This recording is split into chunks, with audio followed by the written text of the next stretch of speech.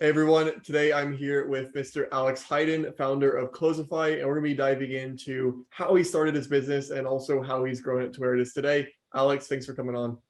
Yeah, thank you so much, man. I'm excited. Awesome. So to go ahead and dive right in, who are you and what do you do? Yeah, so my name is Alex Heiden, and I'm the current owner of Closify. So it's a hiring platform for business owners, particularly online business owners, mainly agencies, SaaS, info products, coaching, to hire commission only and experienced sales reps. So we basically are just a hiring platform only to hire commission only sales reps. Awesome. And if I'm correct, you initially started as a closer yourself, right? And that's how you kind of got into this world? Yeah, so I went from closer to sales agency to freelance recruiter to now Closify. So I was a closer while I was in school, and I was playing tennis while I was in college. And so I was just like, I didn't even like, my clients were like, we were all pretty unprofessional. Like we didn't even have like Calendly or anything. He would just have me like text prospects like, hey, when can I give you a call? And so I was just like scheduling myself for like whenever I wasn't like in class, doing homework, playing tennis, whatever. Like I was taking calls at like 10 p.m. on some days. And eventually, once I had like 4 clients, like I just obviously didn't have enough time. So I just texted my buddy and I was like, yo, like, can I train you on sales and have you help me take these sales calls? And like, we'll split the commission. And like, he was down. So that was like the start of my sales agency, all working with B2C clients. We tried to break into the B2B space, and everyone was like, hey, bro, like, we're not trying to work with an agency. Well, like, if you could like get us in-house reps, like, whether you find them for us, train them for us, like, that would be amazing. And, so that's then when I became a freelance recruiter. I had trained a few sales reps and placed them in businesses. And then I was just like, it worked, but I was like, this takes a long time, inefficient. It just takes too long. I have to charge too much money, and I don't want to have to deal with training sales reps. And Yeah. so then I was like, okay, I'm only going to recruit sales reps that have experience in my clients' niches. I started working with only digital marketing agencies, and I was like, you know what? If I find a sales rep that sold for a digital marketing agency before, they're going to be able to do it again. I did that. It was a lot faster. Then I was like, okay. And it was also more predictable. There was a higher success rate. I was like, how do I make it even faster, even more affordable? And the answer was to turn it into a self-serve hiring platform where the clients can actually do the interviewing and hiring themselves rather than me interviewing and hiring for the client. That's awesome. And one question about that is how long was that time period? Because from what I understand, it was a pretty quick period, right? Yeah, it was honestly so. I became a closer in January of 2020, and I got the idea for Closify in January of 2021, and we had an MVP out by February 2021. So it was like 12, 13 month like turnaround time from like starting as a sales rep to like starting to build a SaaS. That's great. So clearly you move fast. And one of those questions is, a lot of people take this 1 year period where they're trying to get clients. It's inconsistent. It seems like client acquisition has not been an issue for you. You moved very fast along the steps. So what did you first do to get those first closing clients? Yeah, so the very first initial clients they all came from my Twitter personal brand. And that's also just like how I validated the idea.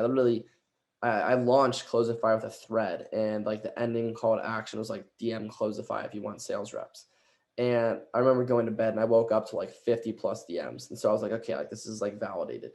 Um, but yeah, all the first clients came from my Twitter personal brand. We were able to pump in enough money from my personal brand to like take that money and go hire an actual developer to build an actual platform. And then after that, when we relaunched in July, we started with cold email campaigns. Sweet. And you mentioned a personal brand there, and obviously you have a nice following on Twitter, but I also see you on LinkedIn. I'm seeing on your YouTube now. I'm seeing you on Instagram more. What is your plan ongoing with your personal brand? Is it to be like the Russell Brunson face of the company? What's the goal there?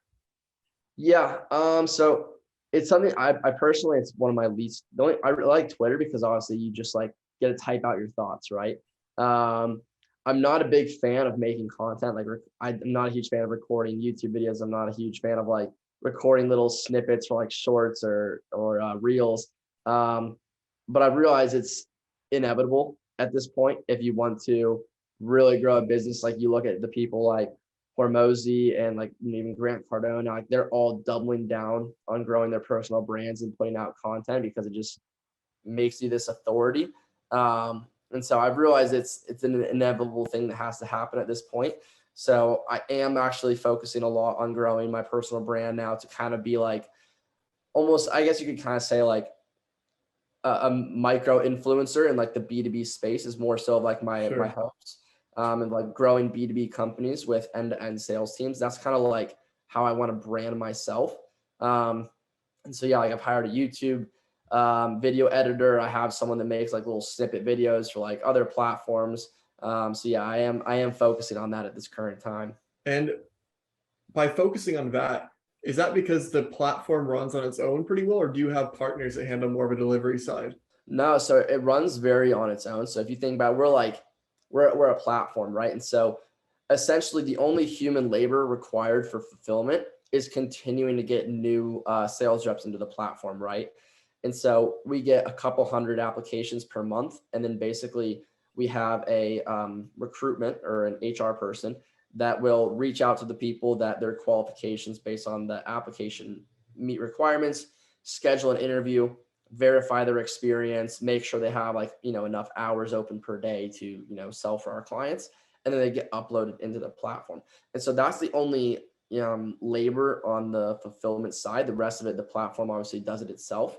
So it's honestly been the business has been very automated this whole year. So now I get to really focus on kind of like bigger picture and higher level tasks, which has been kind of fun.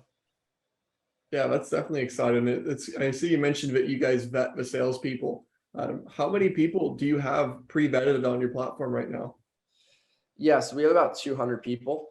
Majority of them are closers, but we got some SDRs as well. We probably have then about, I think 80 that are still haven't been hired yet. The rest have all been hired out, and we have like a backlog of like approved applicants.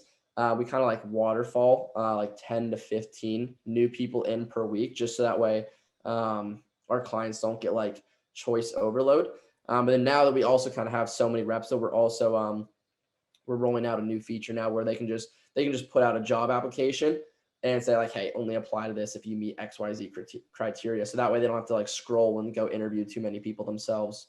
One thing I noticed is I went through a process of looking to hire a sales rep, and I put out a job on Upwork, and I didn't really get anything good from it. It's an interesting gap in the market because you can hire almost any position on Upwork, but not sales. I don't know anybody who's gotten a sales rep from Upwork, and maybe I'm wrong here, but there's not really too many competitors in terms of sales hiring platforms, right? I mean, are you guys the only one or one of few? Yeah, so there's actually, to my knowledge, there's only one other platform that's like only sales reps, but they don't verify them. So like you could go create a profile on there today. Sure.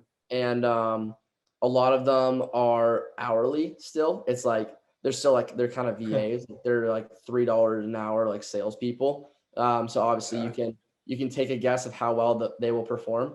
And so that's the only other sales people only platform that I know of, but I also haven't heard of anyone making a good hire through there. Yeah, I'm not going to hire a good salesperson at $3 an hour. I wish. Well, cool. So, one question for you is: you mentioned right now you're targeting, SaaS agency owners. Is the goal to continue to go after, like, call it like a Twitter audience, like they're a bit younger, smaller, leaner, or do you want to move your way up to enterprise where you're going to be working with companies that are hiring 15, 20 people at a time? Where is the goal in terms of the clients you want to serve?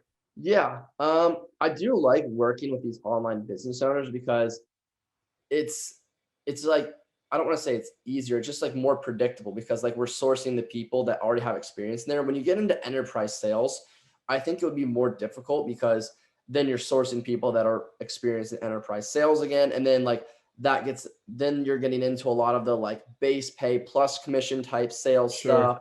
And so these guys are like completely cool with being commission only. And I really like that because I really believe sales should be commission only, because I have friends that work for software companies in sales and they're like, yeah, we get like a 75K base and like they don't even meet the quota. You know what I mean? They're like, yeah, we just like send a few emails per day and like, check LinkedIn and like they don't do anything. And so I like working with business owners that want truly and purely commission only reps.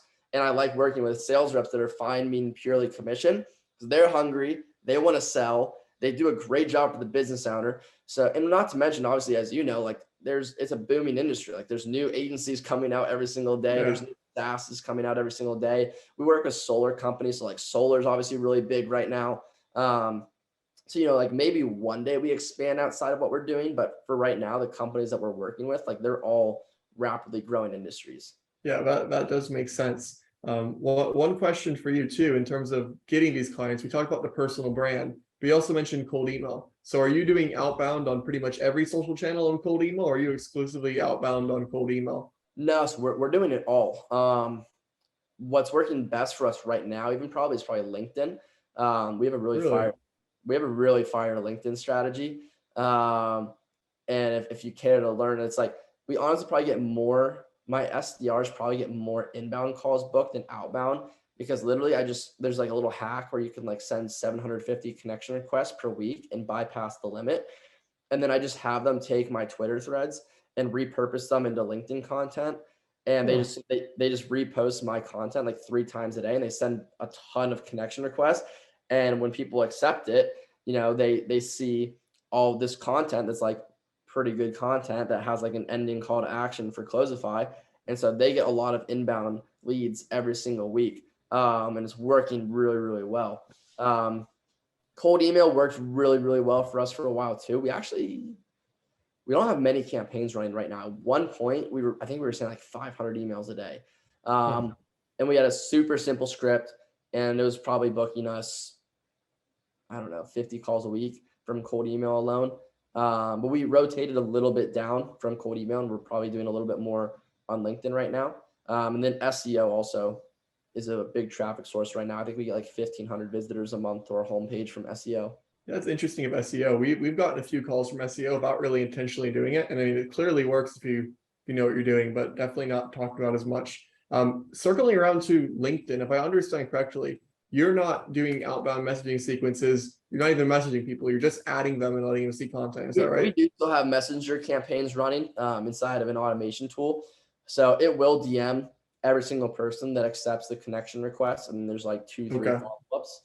So we do still do the outbound aspect.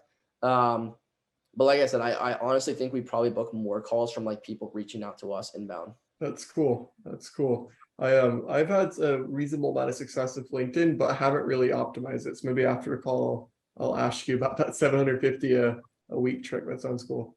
Yeah, it's nuts. It's nuts. Sweet. Well, one of the last questions I had for you is what is the goal with the platform? So is the goal to make this something you focus on the next 10 years? Do you want to build it to a massive scale and exit it, make it passive?